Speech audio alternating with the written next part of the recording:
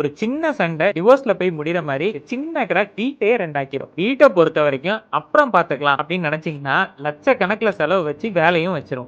10 இயர்ஸ்க்கு நான் சொல்ற இந்த மெயின்டனன்ஸ தவறாம ஃபாலோ பண்ணிருங்க. ஒரு வீடு கட்டி ஃபர்ஸ்ட் 1 to 3 இயர்ஸ்ல கார்னர்ஸ், பாத்ரூம்ஸ் அண்ட் சீலிங்ஸ்ல டேம்ப்னஸ் இருக்கா? ஜாயிண்ட்ஸ் அண்ட் கிரவுட்ஸ்ல சீலிங்லாம் ப்ராப்பரா இருக்கா? ஓவர் ஹெட் டேங்க் அண்ட் பைப்ஸ்ல செடிமெண்ட்ஸ் ஏதாவது இருந்தா கிளீன் பண்ணிட்டு, வயரிங்ஸ் அண்ட் எம்சிபிஸ் எல்லாம் செக் பண்ணிட்டு, மைனர் கிராக்ஸ் அண்ட் பீலிங்ஸ் இருந்தா அதெல்லாம் டச் அப் பண்ணிடுங்க.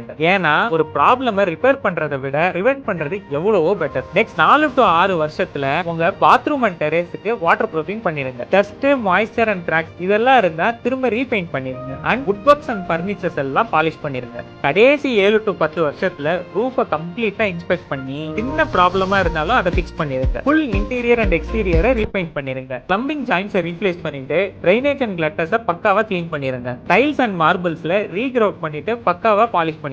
இப்படி ஒரு 10 வருஷத்துல 3 டைம் மெயின்டைன் பண்றது பெரிய செலவு இல்ல, சேவிங்ஸ்.